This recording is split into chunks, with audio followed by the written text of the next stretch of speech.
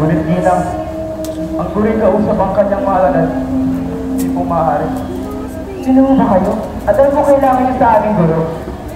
Teka, hindi ba't ikaw si Maria na taga Betania? Kapatid ni Lazaro at Marta? Matalik na kaibigan ni Jesus. Hayaan niyo po ako makalapit sa guro. Sandali. Sino siya?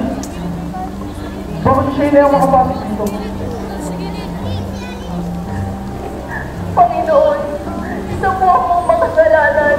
Hayaan niyo po buhusan ko ng mabango ang iyong mga paa. Hayaan niyo po punasan ng aking mga buhok ang iyong mga paa. Isa po akong makasalanan. Patawarin niyo po ako, Panginoon.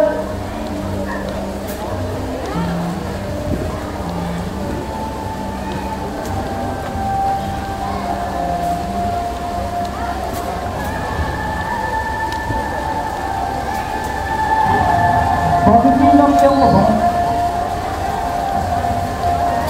Bakit ninyo minamasumang kanyang ginagawa? Isang mabuting bagay ang ginagawa niya nito para sa akin. Subalit guro, 300 salping pila. Ang halaga ng mabango niyan.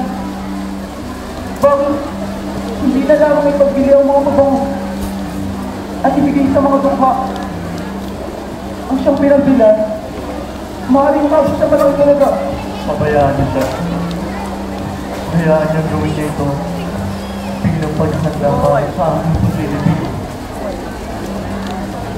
Subalit guro, Judas, anak ni Iscariote, pabayaan niyo siya.